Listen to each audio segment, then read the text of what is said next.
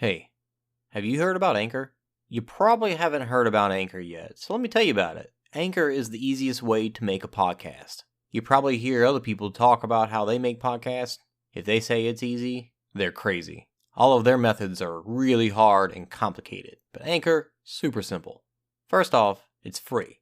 They have creation tools that let you make the podcast right from your phone. You don't even need a computer. This is 2019. Who uses computers anymore? Anchor distributes your podcast on all the other platforms. No need to go do all that complicated searching and hosting and posting. Hosting and posting. They do it for you. You can also make money from your podcast. Well, that's what I'm doing right now, because you're listening to this ad. They've got everything you need to make a podcast in one spot. No need to search around all over the place. No need to go to 20 different sites. Just one. Download the free Anchor app or go to anchor.fm to get started. Bet you thought I was going to sing right here, didn't you?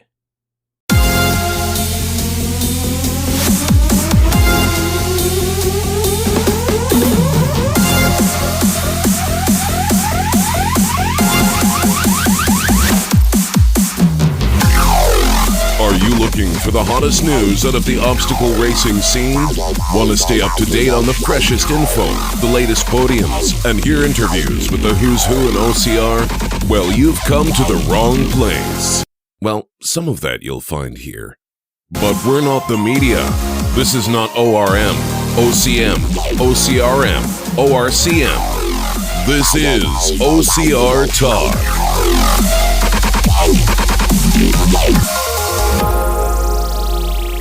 Hey, what's up, everybody? This is Jason Dupree.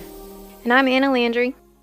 You are listening to OCR Talk. This is the podcast that we talk about obstacle racing instead of interviewing a bunch of elites, which is cool. It's cool that people do that. Obviously, that's a big part of what we do and why we love the sport, right?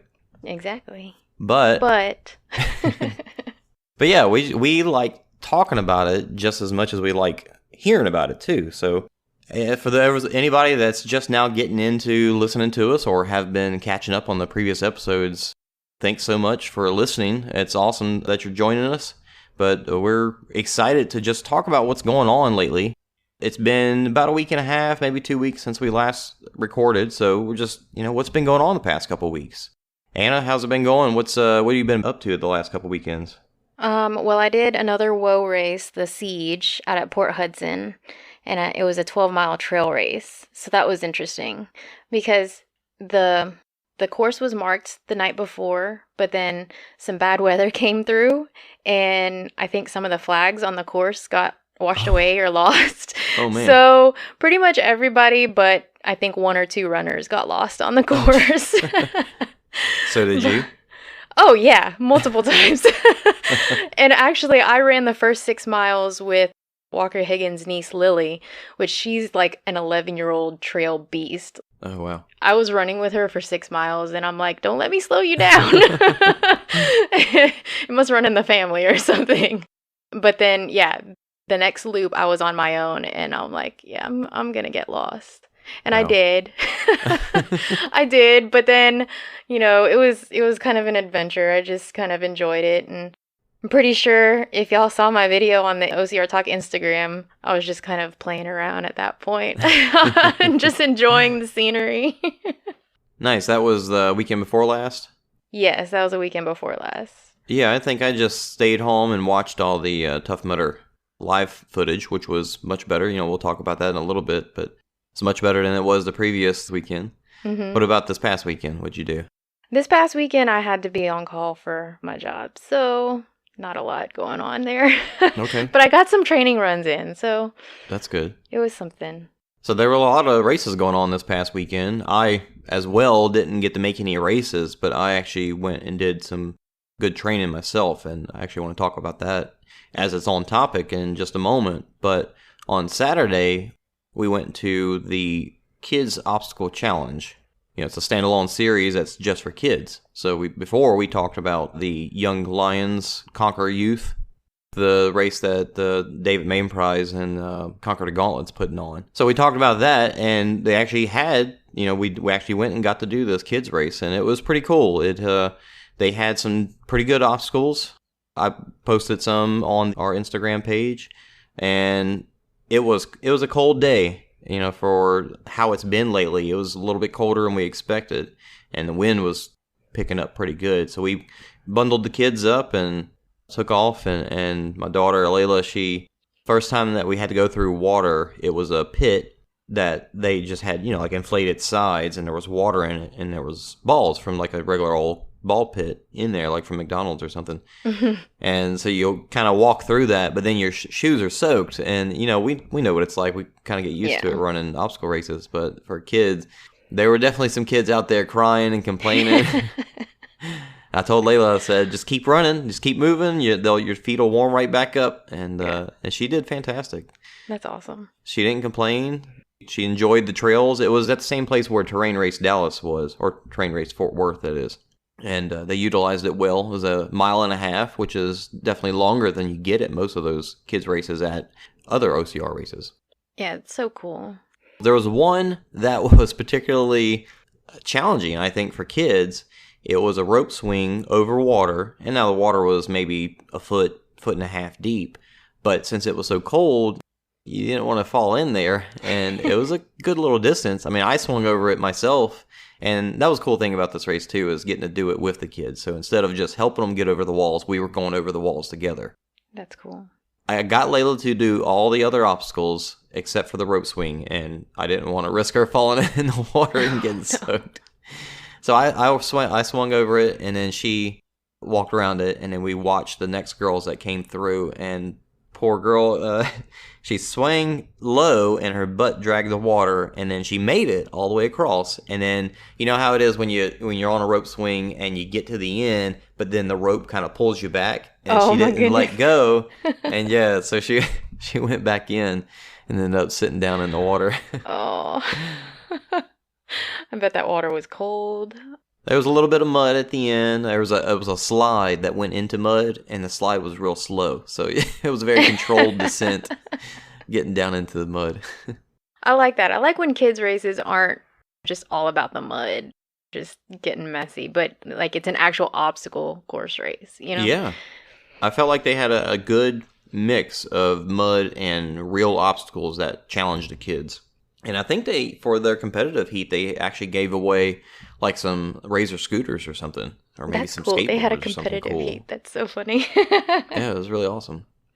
That's really cool. Yeah, because especially older kids want to get into the kids' races and get competitive with it. But it's like the Spartan kids races and everything, you just run it as many times as you want, but they don't have like a competitive version. Yeah, and it is neat because some of us get into obstacle course racing for the fun, and some of us get into it for the competitive side too. So that is awesome that kids kind of get that option, or they're getting that option from an earlier age, whereas we got into it as adults. So it's nice to give them that option from early on. And this is something like baseball and football, typical sports. You really don't do much with it unless you go to college and play it, which means you have to be really good, or, to take it even beyond college, you've got to be extremely good to get on like a pro team or even a minor league team or something. Otherwise, you got to find like a fun league where you play softball or dodgeball or something like that. But with obstacle course racing, for any kids that are growing up in it right now, they can do it for the rest of as long as they want. They don't have to be that kind of adult that got into a sport and then they always talk about it like, oh yeah, I used to do this, and then they get old, let themselves go, and reliving the glory days. Right. This is something that they can, if they get into it, they can do it for the until they're 70, 80 years old. Yeah. I hope I'm doing it when I'm 70 or 80 years old. Yeah, well, we all hope that it's around that long. It's going well so far. So far, so good. Both you and I have kids. I have a 6-year-old and a almost 2-year-old, like a 1.5-year-old. My kids are older. My kids are 12 and 8. Okay. Right now. So later on this year, they'll be 13 and 9, which is crazy. I'll have a teenager. It's going to be fun. When they were younger, did you train and run back then? I did, not as much and not as intensely, I guess, and not as consistently. Okay. I would just go for walks or runs around the neighborhood or around the park or something like that. Just kind of casual things like that. Okay, so let's talk about it now. Like, both of us are really into obstacle racing. both you and I both have full-time jobs and we have kids. Even wanting to be competitive, it's tough to find the time to train and whatnot. So let's talk about that for a moment. What do you do to train and make sure that you're getting in the training that you feel like you need to be competitive? Well, yeah, definitely. It's definitely a hard balance because, and I think most people with kids who are competitive in this sport can probably agree, because you want to be competitive in this sport and you want to train at that level, but at the same time, you want to be able to spend time with your kids and not feel like, you're sacrificing your time with them for doing something you love. Yeah. So, yeah, that's something that kind of stays in the back of my mind a lot.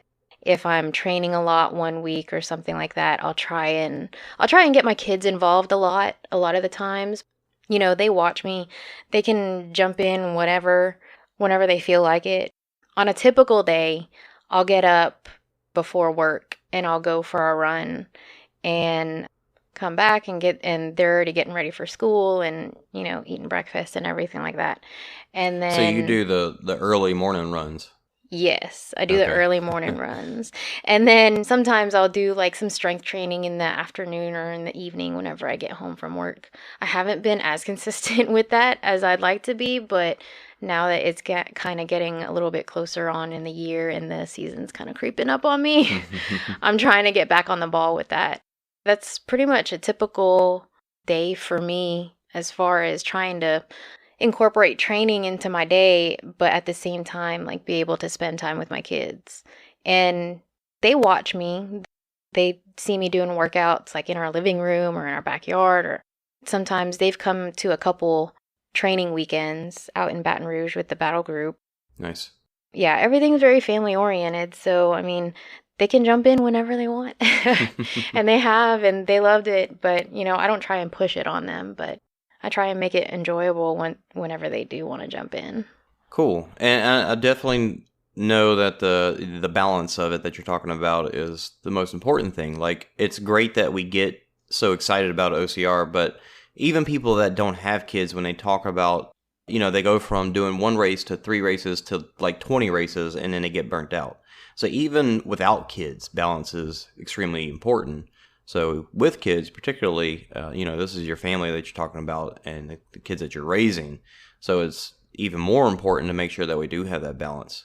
And with a spouse, it's the same thing. It's all these people that are in your life that's important that you maintain a relationship. So you can't close yourself off to them. And you got something that you love and they've got things they love. So it's a trade-off and a collaboration. I definitely know that having a partner that is supportive is extremely important as well.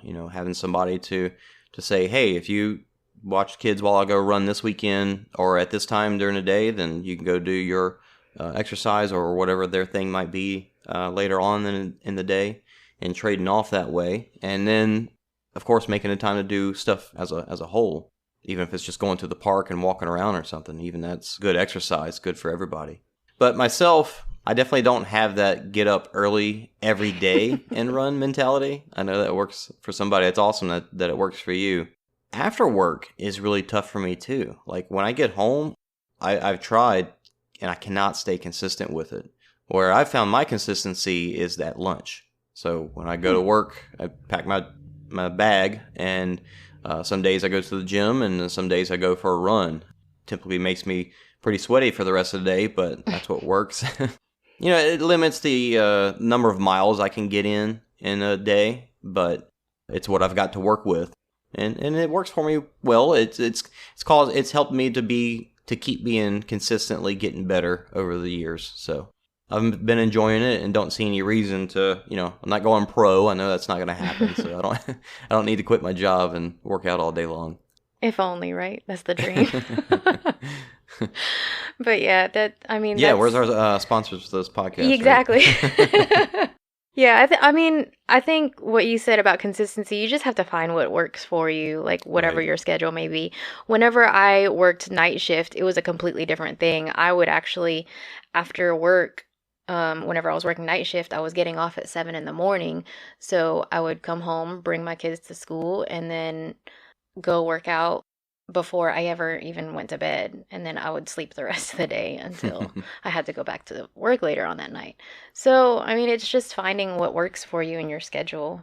And I know for me, on the weekends, it's a little different. Like on the weekends, I'll go for a long run at least once on the weekend. And getting up early works better. And it might just be because I live in Texas and, the heat, especially in the summer, is just insane. So running in the morning, I'll get up and try to get on the trail even before the sun comes up and try to stay out of the sun as much as possible. Yeah, that's a great motivator to wake up early. It is. It really is. It's funny. It's like never in my life would I have thought I was going to start waking up to go put in 10 miles, It's ridiculous. Right. Before we talk about some races, let me share where I did go actually run this past weekend. So like I said, on Saturday we had that kids race, and on Sunday, that was my long run, so yesterday, and I decided to go out to the 50 Fitness Ranch out south of Dallas. It's actually in Rice, Texas. It took me about an hour to get there from where I am in Euless. It's an older guy who has a ranch. He's got like 150 plus acres of land and got into racing a few years ago and wanted to get better. So, he had the land and decided to build his own stuff. And the course is about 5 miles. Posted a bunch of pictures from the Instagram page this weekend. And yeah, they got some cool stuff out there. He was real friendly. Like you pull up in front of his house and the dogs come out and come greet you. Donkeys running beside the road. It's like the full deal. Running through the woods, there's some paths that are just like cut, mowed, wide open spaces. But then there's other spots where you're running trails through the woods and crossing creeks and getting up to your shins and knees in the water. Really cool place. I enjoyed it a lot. Yeah, I've seen pictures of that place. That looks really cool. Yeah, really pretty. Bluebonnets just come out, so flowers are real nice looking. They're actually having a race in 2 weekends. So not this coming weekend, but the weekend after. Be their first race ever, because I think they just only been open for maybe since last May or something. Maybe not even a year. But that's a local permanent course, and that's really cool that they've done that. And, you hear about some of those around the country, but down in Louisiana, I can't think of one other than maybe stuff that people have put in their backyard. Like Emily and Rochelle, they had a pretty good setup in their old backyard before the flood. Yeah. Is there anything permanent around the area to go to? Not really. The only thing that offers like anything close to like obstacle training would be probably the ninja gyms. Like there's NOLA Muscle Park down in Kenner, and there's Gym Fit in Baton Rouge. There's not very many of them, but as far as training grip strength and obstacles, those are usually the best places to go. Sid used to actually have the same setup before the flood. Oh. So that was kind of our playground for a little while. That's really ideal to have enough land to set up your own course and just kind of run it and simulate a race and train like that. Mm-hmm. That's ideal. That would be pretty cool. Out here, Mo Borsett and Miles Keller, the guys from Link Endurance, they have kind of set up a kind of permanent course over at the DFW Adventure Park. It's a place where Conquer the Gauntlet has had their race the past couple years here. So it's only about 1.5 mile course, but you can run as many times as you want, and they've got like sandbags and like a little small rig, and it's pretty good, but having something that is being worked on and maintained all the time is really nice. There's another place that I haven't been to yet called Jailbreak Ranch, because there's a race called the Jailbreak Race, and they're having a race there. I think it's just on a place kind of like the Adventure Park, where like it was like a ropes course type thing, and then they threw in some obstacles to make it a obstacle training place. And it's only about 1.5 miles too. So the 50 Fitness Ranch, they really got a leg up with the quality of their obstacles and just the sheer amount of land. And as the guy was telling me, he's got the numbers marked on the obstacles with different lanes. So if you want to do a beast length course and do it 3 laps, there have numbers that say 1, 2, or 3 on the different obstacles. So you can choose to do those. That way you're doing slightly different. The obstacles at each station are still the same, but you might get a little different setup for each lap. I think there's like almost 30 obstacles per lap. So Wow. if you do 3 laps, I mean, I did 2 and got in 60 plus obstacles Wow. because I actually did That's a a little really good extra. idea, though, because I mean, people are training for different length races, or, they might just run multiple laps because they're training for endurance races. That's really smart. You don't hear of people like thinking about those kinds of things, but that's pretty smart to put that on their course. I'll have that to report about in a couple weekends, how that race goes. I know it's going to be a smaller race, so if I push myself, I got a chance of possibly podiuming them. That'd be pretty sweet. The question came out from Sid asking, what do you think about races having to follow each other or do their own thing? We were talking earlier about races. So many of them are taken from each other nowadays. I mean, even Sid has the Dragon's Back, which is an obstacle. I mean, that's not what he calls it, but, it's basically the same setup. And that's something that came from Toughest in Europe. And the more time that goes by, the more we're seeing this. The more we're seeing race companies take one obstacle from another race company, or incorporating a penalty style that another race uses. Instead of doing burpees, other races are starting to do penalty loops. I mean, even Spartans incorporated penalty loops into theirs, and that's something that Battle Frog was going to do. I think they did it at one race right before they went kaput. That's the question is, what's good for them? Is it better for them to have their own design to be completely original, or is it good to take after others? I think it's good to take from other races, because then, you have a lot of these racers that go to a lot of different kinds of races and different brands. You have Savage and Terrain and Rugged Maniac. So it's good to have some familiarity so you know kind of what you're going to expect running the course. But at the same time, with like the penalty loops, I like the penalty loops versus just doing burpees all day long. Not just because burpees really suck, but just, penalty loops, or even like a penalty obstacle, like the log flips or something like that. I think that, to me, that's a better penalty than just doing burpees. Because, I mean, you can have different obstacles that have the burpee penalty, but, it doesn't have to all be the same. Yeah, and to me, that's the real truth to it, is that it doesn't have to be the same, and it doesn't have to be different. It can be its own thing. There's a little bit for everybody. Like, I love that, Spartans got its burpees, but then other races like World's Toughest Mudder have penalty loops. But then you go to Toughest in Europe, and they've got a elite lane to do an obstacle, or a completely different obstacle as the challenge version.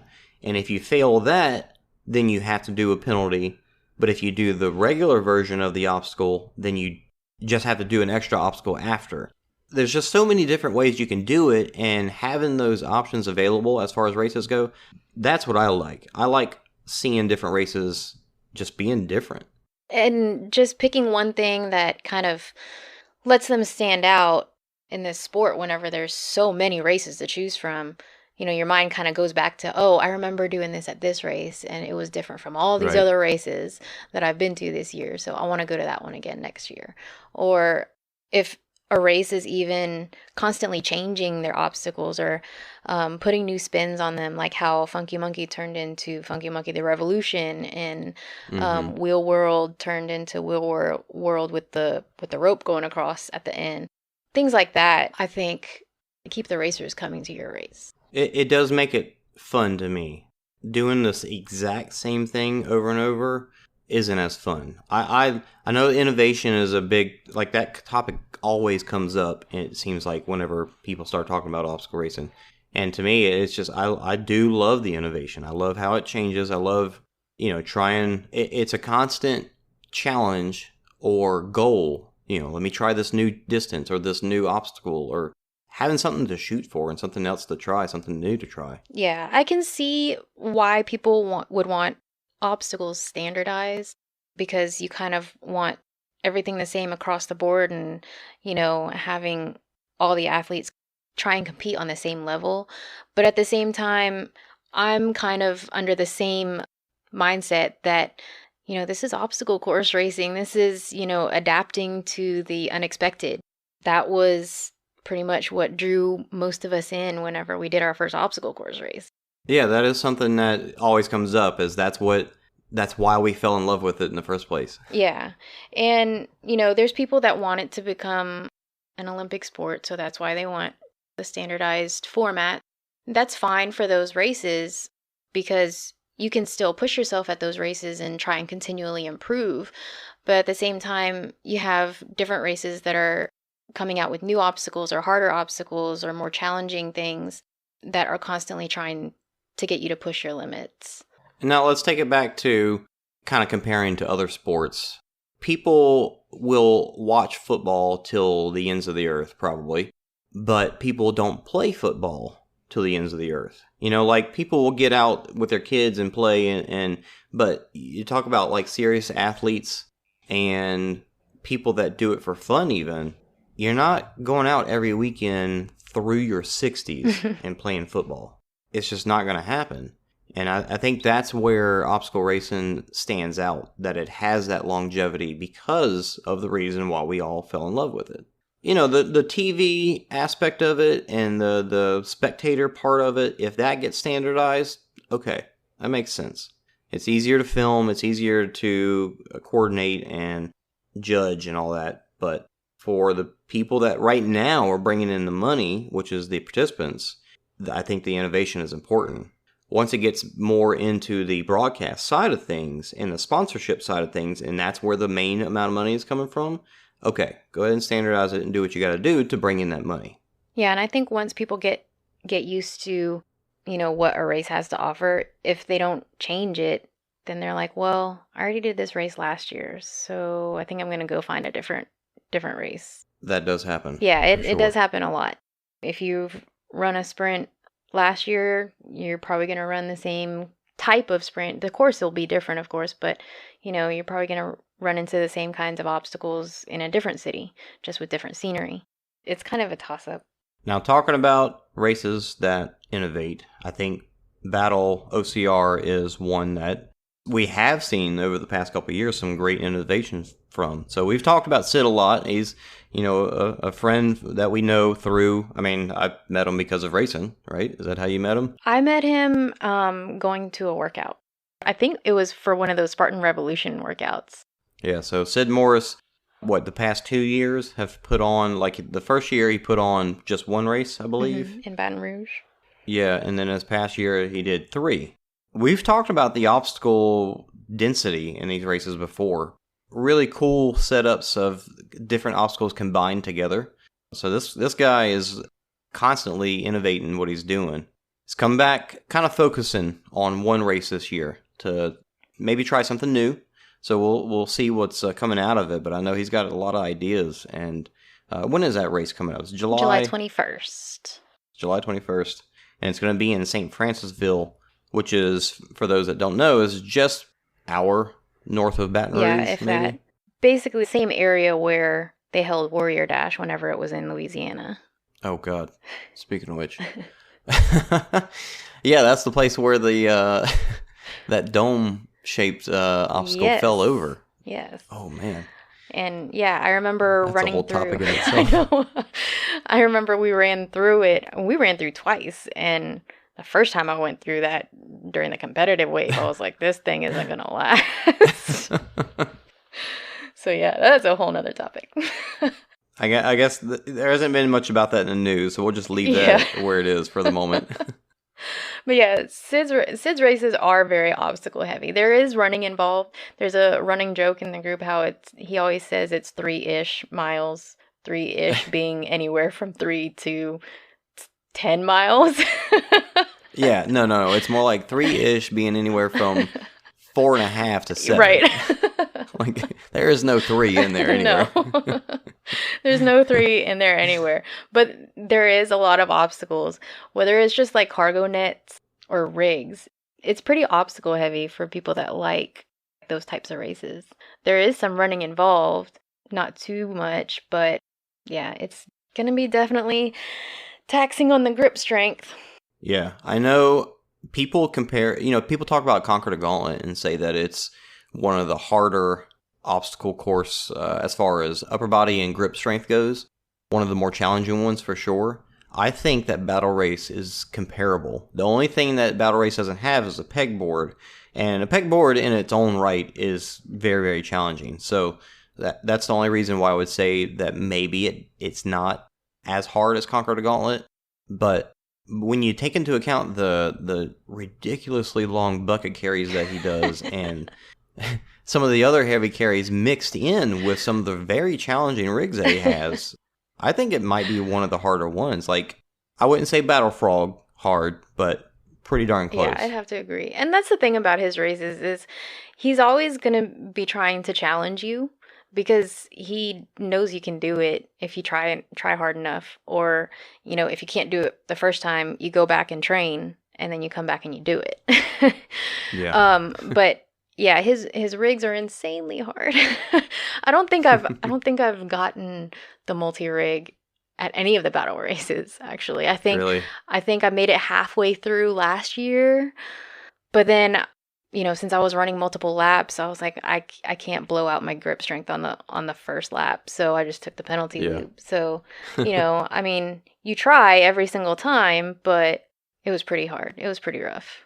That rig that they usually have towards the end is always it was always the Force 5 stuff. Mm-hmm. So you got like straight bars mixed with the cannonballs and all kinds of other stuff. So yeah. Right.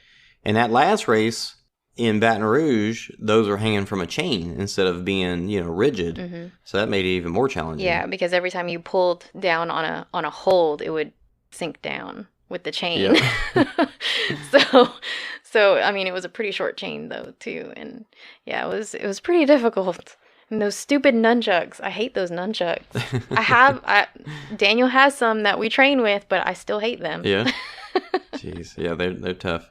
Now I know it's it's taking place in the dead of the summer in Louisiana, South Louisiana, and it's going to be hot. We know that, but from what I've seen on the course, it's going to have a lot of creek crossing, and that it's like a sandy creek too. It looks nice, and it makes me hope that there's a lot of it. Oh, there's probably going to be through that. There's probably going to be at least a few creek crossings. Yeah, because otherwise we might pass out. Like, that's where you go lay down for a minute and then keep on going. Right. Right. So, like, hydrate now in preparation for this race. So I'm really excited about that one. But let's move on. Tough Mudder Miami, they had much better live footage. They had an orange couch that Matt B. Davis and E-Rock sat on and did their live stream from there. So, the Facebook live stream, it went pretty well, I'd say. They had Funky Monkey back to normal over water.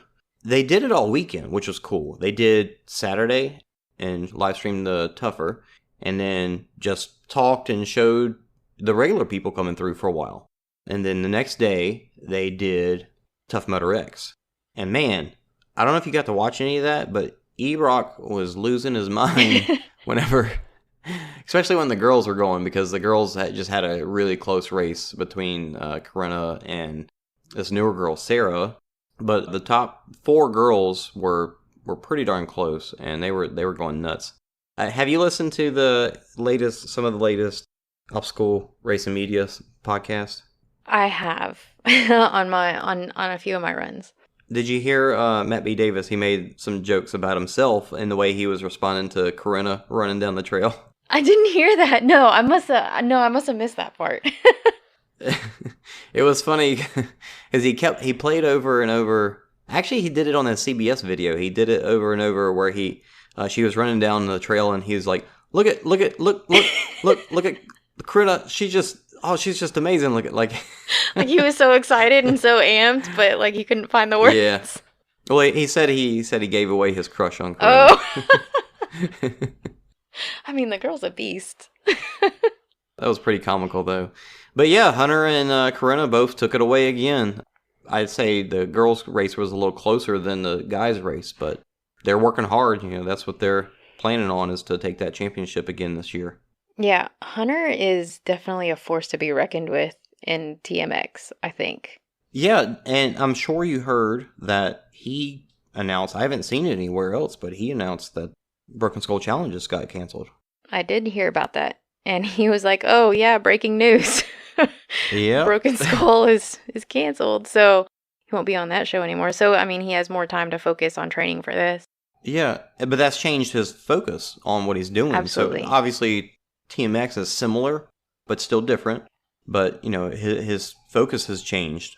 Yeah, and listening to his podcast with Benny, I know his workouts are very, very centered around simulating kind of a TMX environment where, you're just lifting heavy and you're doing as many reps as you can until you just crap out. He is definitely going to be the one to beat this year. Guys are going to be gunning for him, but I don't think it's going to take a lot for anybody to come close, I think. They're going to try, I'm sure. The live footage that they had was good. And Spartan, they've had their live footage past couple races too for their national series, and it's been better, I think. I can't say I saw that long gap of no runners this time like they had back in San Jose. Yeah, in Seattle. I liked how they had staff like running with or trying to run with the elites. Yeah. They had them running the trails, filming the elites running up those climbs and coming down the downhills, and they really caught a lot more footage. I felt like there wasn't a time whenever I didn't like wonder what was going on, or it was just kind of dead. Yeah, it was very reminiscent of some of the footage that I've seen from Toughest. I actually, in 2016, while I was up in Canada, they actually had the Toughest Championship was happening that same weekend. And they live streamed it on some random site where you could pay like $2 and watch the live stream. And so, it was nothing. So I paid it and watched it, and it was very cool. It was a lot like that, where you had people running the trails with cameras. So, this is something that they've been doing over there for a while, and it seems like Spartan's finally starting to catch up, which is very cool. Yeah, it makes it more exciting. It makes it just feel like you're watching a race instead of just watching the start and the finish. But man, that race looked rainy and cold, and so I think people had some trouble. Huh? Yeah, that race looked miserable. I saw Rhea. She had her Bleg mitts on, and I know a lot of people were saying that the temperature was definitely a factor. Have you seen the video of the guy swimming through the barbed wire crawl? I think was he an open heat runner, but he was like wading through under the barbed wire. It's like, huh. He would kick and push and just kind of glide for a ways. Like, that's a different technique. That's a good idea though. Yeah, they were all putting jackets on after they got at the end of the race for sure. Oh, I couldn't imagine. But that's the conditions that you have to train for. You're never going to have a perfect race day. Now, speaking of live streams, OCRM, they had their live stream for the City Challenge obstacle race. This was pretty cool. They had like a nice little booth set up where they had the announcers where they were set up, and they had, little lapel mics, and they had I saw a picture of the camera that they were using. Looked really nice. So it looks like they had a pretty good setup. Now, I couldn't find like a stream of the race itself. I saw them talking, and I saw some footage of just like the rig during the open heats. Did you catch any of the actual race? I didn't catch any of the race because that's all I saw too. I saw the beginning whenever they were about to start the race and they were kind of leading up to it. And then whenever I watched it again, it's like they just had the camera parked at the rig. And I didn't really see like any course action, like any people coming through a certain area of the course or things like that. So if that was out there and we were mistaken, somebody please let us know. But it seemed like that's all we saw. Now, the video looked great. It seemed like their mics weren't on at first. I don't know if they changed that, but it seemed like you could hear way more background noise than them. So this is their first time doing it. Obviously, everybody's got room to grow every time they do something for the first time. So good on them for getting out there and trying to get this going. Hopefully they get their bugs worked out and just get better with everyone. Yeah, definitely. But I think what you're talking about with the sound, it almost sounded like they were too close to the loudspeakers because you could hear that bass from the music that they were playing, and they would be trying to talk, but you couldn't really understand what they were saying sometimes because of all the background noise. Possibly so. And if you got the right kind of mics, that should alleviate that kind of stuff, but who knows? That could have been it. Could have just been maybe we were only hearing the sound from the camera. I'm not sure. There's a learning curve with everything, but I like the setup that they had. The only thing with the camera that was set up on the rig was the picture-in-picture. The picture-in-picture was really big. It was really big because I was watching that and I'm like, I can only see the people that are going on the right side of the rig. Yeah. Right. I mean, it was cool to have that, but I don't think it was necessary to just like have it left up there. Yeah, it was just a little large. It could have just been smaller and it would just been fine. Hopefully they keep going and just get even better and better. It's a good start. I like where they're going with it. Savage Race in Houston, they got delayed a lot due to lightning storms that came through. I don't know how late they started. I know you said Daniel Britt was out at the Savage Race. So he was kind of keeping me posted. They were supposed to start at 9, and they kept delaying it because around 8:45, there was some pretty close lightning that was coming towards the course. So, for the safety of all the racers, they delayed it, and they kept delaying it because they were watching this storm. And for a little bit, it kind of seemed to clear up, but then on the radar, you could see another storm cell coming in. So they didn't actually start the pro wave until, I think, 12:30 or 12:40. Oh, man. So it was pretty late in the day. With those storms coming through too, it was windy and it ended up being really cold. It just made for, even though it was later on in the day, at least it wasn't, you didn't get the Texas heat or anything. But, oh my goodness. That's true.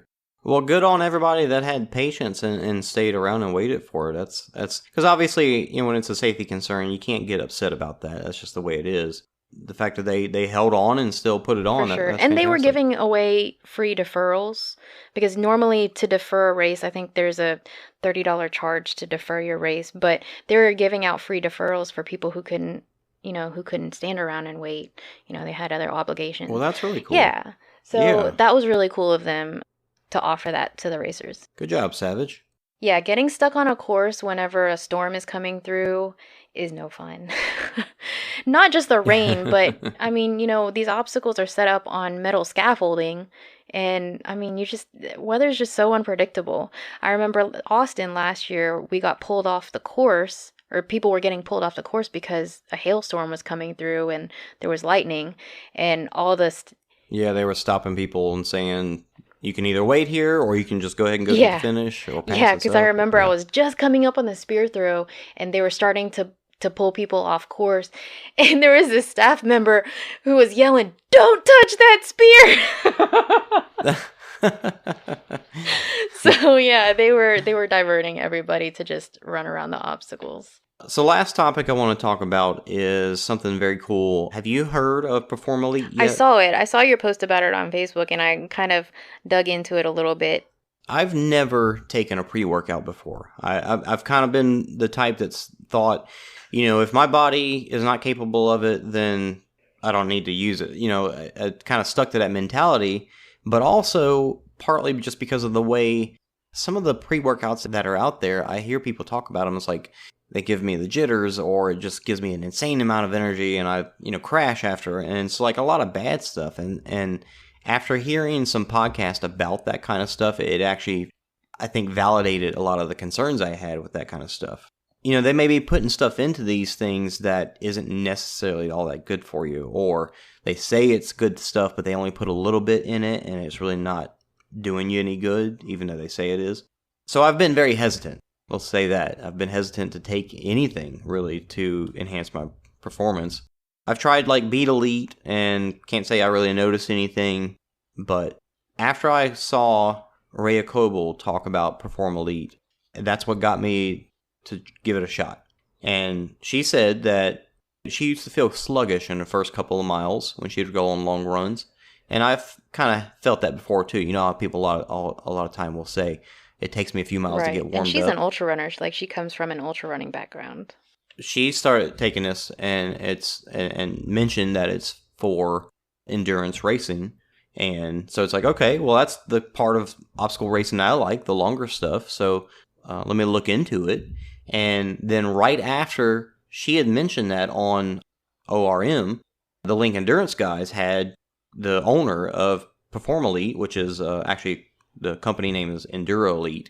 And he was on there, and he actually went into depth about what it's made of, how he's trying to be very open about what's inside of it, and talked about some of the more details about what it does. And the main things that got me interested is saying that it's got caffeine in it, but the way it's in there is it lasts longer than caffeine normally does. So instead of like 6, it'll last like 8 hours, and you don't get a hard crash from it either.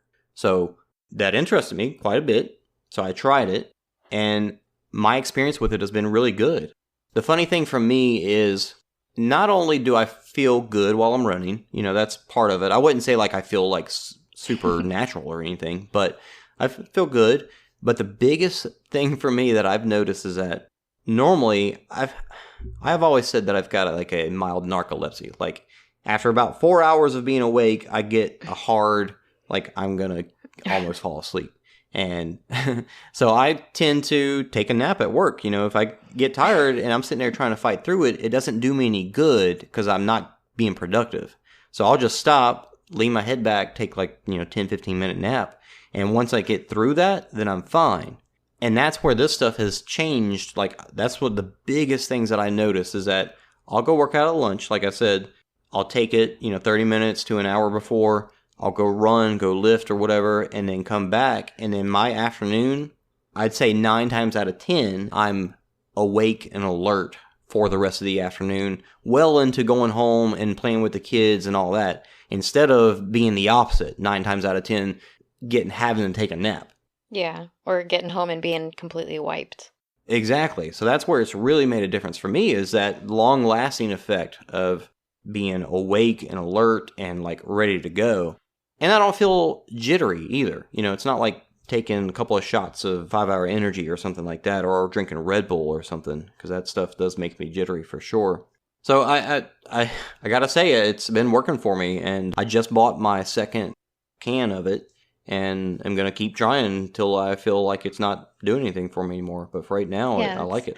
I'm pretty leery of the pre-workouts too, just because I don't like that jittery feeling, and being a cardiac nurse, I've seen way too many young people just, run into all sorts of issues whenever, especially taking workout supplements like that.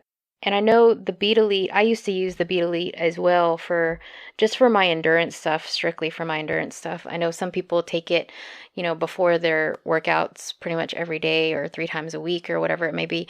And I know it has a different mechanism, like it works in the body differently. So there's no caffeine or any kind of, I think there might be like some caffeine from like green tea extract or something like that. The way it works in the body is supposed to be different than just having the caffeine be the primary stimulant in it. That's pretty interesting, because the Beat Elite hasn't been working for me as well as it used to at first. At first, I did see an improvement in my endurance, like a tolerance for my endurance, but I feel like it just burned off quicker now. And just the taste. I'm sorry, but it's like, you have to mix it in 4 ounces and just shoot it, because there is no sipping on it. Speaking of taste, PerformElite, that's one of the best things about it, is it tastes really good. Like some people have said it tastes like Fruity Pebbles. I wouldn't say exactly Fruity Pebbles, but I would say it's pretty darn like good tasting. Punch kind of flavor or something. It is very flavorful. Yeah, that sounds like a little bit more tolerable than Beats. But yeah, if there's an alternative to where like what's in it. And that's a very cool thing. I was just watching a video about the guy that runs the company saying, go check out these websites where you can compare these different things that are inside of this that we put into it, and do the research yourself and make sure that it's good, because that's what we want. We want people to, we're proud of our product, and we want everybody else to be, they want people to not just take it just because they're bros and that's what they're supposed to do. Yeah, and I think that's with any supplements though. You should. This the nurse coming out of me. Just educate yourself on what you're putting in your body. Well, Ryan Woods would tell you that as well, so. That's a whole nother story. Speaking of Ryan Woods, I don't know if you've listened to the latest Obstacle Dominator podcast. I haven't had a chance to, because I want to sit down and listen to it in its entirety. Yes. Yes. Go listen to that one. Not the one about the Battle Frog, the most recent one where Ryan Woods is on there. Man, they crack so many jokes about him taking drugs and just being the most foul-mouthed and drug-taking OCR racer out there, and it's hilarious. Oh man, those three, Benny, Hunter, and Ryan. Oh my god, Yeah. like I could only imagine what kind of shenanigans they get into. Yeah, it's a good one for sure. So yeah, I plan on using that PerformElite when I do the toughest race for sure. Toughest Mudder South coming up here in a few weeks. But before we go, also just talking about longer races in general, a lot of people get cramps when they run longer races. I don't find that I do in my legs as much as Battle OCR. We've talked about how hard his races are. I get cramps in my forearms at those races. Not any other race, just his races. I've had the cramps in the forearms. Yeah, I can't say that I've cramped in my legs too much. There's a very rare occasion that I'll get a cramp like in my calf or in my hamstring, but it's very rarely.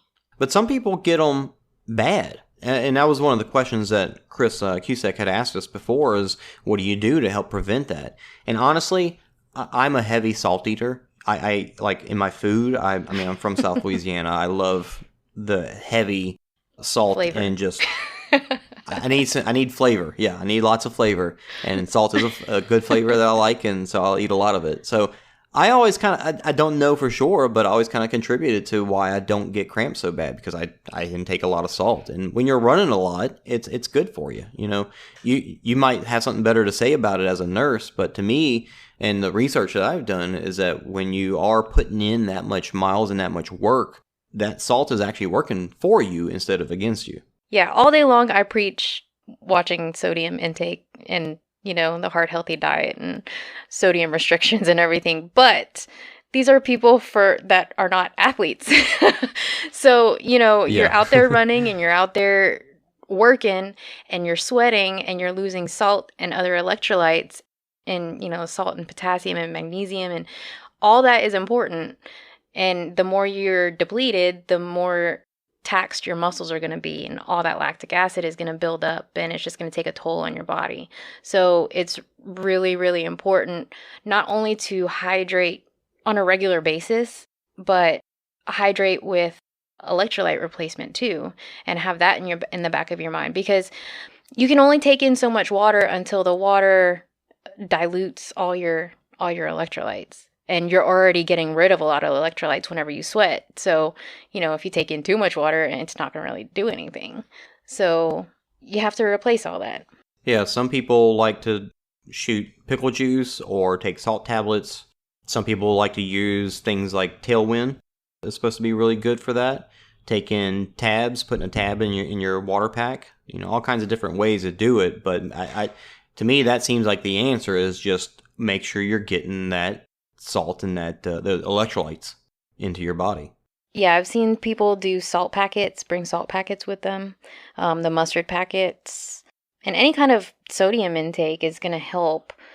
Sodium or potassium, magnesium, whatever, just electrolytes, not just salt. It's probably a larger factor. I used, at the last Battle OCR in Mandeville, I used Hot Shot because I had gotten quite a few of those on like a special they were running. I tried it out. Don't try anything new on race day, but I broke that rule. But I mean, they use something different. It's the capsaicin, I think, in peppers, and that's supposed to help with cramps in your legs somehow. I can't remember how, but I read up on it and I'm like, that kind of makes sense. It's legit. I'll try it. But I mean, it tastes terrible because it tastes like you're taking a shot of Tabasco without any of the flavor. Something like that. But yeah, I mean, I don't really cramp up too much during a race. So, but on the occasion that I have, the salt packets and the mustard packets have helped me. Now, another thing that people usually have issues with on longer races is blisters. I actually noticed Mike Stefano on the Obstacle Racing Adventures podcast. They were talking about recently about getting blisters because they were at the Fit Challenge doing the 12-hour race. And I think some of them even said that they were getting blisters like on the first lap. For anybody out there that has any issues with blisters, one thing, get some good socks. Like Mud Gear obviously makes amazing socks. I'm sure there are plenty of other options that are good sock-wise, but the biggest thing, especially when you're going long, long distances, is just lubricate your feet. Whenever I did World's Toughest Mudder, in they had a Facebook group for people that were new to World's Toughest, and that was one of the biggest things that they said is get lubricant. They gave a couple of different options. I think I used Gurney Goo, and just lather your feet in them. Now, I know where my hot spots are from just knowing myself, so I know where to put it. I don't have to cover my entire foot for it. For World's Toughest, I probably will because it's a 24-hour race. But for like pretty much anything over 5 miles, I will put a little bit of lubricant on those hot spots, and I literally have not had a blister unless I forget to do it. I mean, I don't get too bad at blisters, but for the longer races, like you said, the socks are a big factor in that. Yeah. And shoe, of course, too. Oh, yeah, of course. You want a very well-fitting shoe. So if you're doing a longer race, and if it's like a multi-lap format where, you have a gear drop where you can come and refuel and whatever, I also like to have extra shoes and socks because having a backup is good. Right. Yeah. In another Facebook running group I was in, one of the guys is running his first Ultra Beast in New Jersey. And that's what I told him. I was like, the most valuable thing I think I had other than all my fuel and hydration in my gearbox was probably extra shoes and socks. Because after a while, that's what tears up your feet is the constant friction, and then they're wet or sweaty And that's where that lubricant helps, is that there's no friction. Yeah. Cool. I think that's going to wrap it up. Is there anything else you'd like to say? I don't think so. I think we covered a lot today. We did. It wasn't, I wouldn't call it a long topic list, but that was some good conversation. I enjoyed it. For sure. Everybody, thanks for listening. If you did, we got like 150 listens on the first episode, and each episode since then has been getting about 100. So, the people that are listening are coming back, but we haven't really grown beyond that. So, are you enjoying listening to us? Go ahead and share that with people that you know that enjoy this kind of stuff. Help us get the word out, and follow, listen, and talk. We'll see our talk on the Facebook page and Instagram. Yeah, we'll try and keep everybody updated on what's going on as far as races go. Awesome. That's it. What's a good tag out line? We already said the follow, listen, talk. I can't think of anything. I don't know. Take it easy, everybody. Bye, y'all.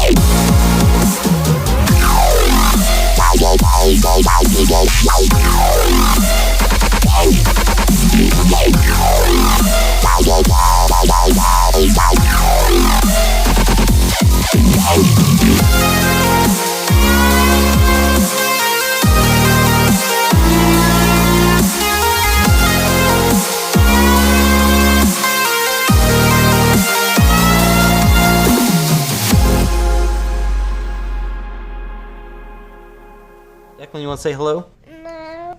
Bye.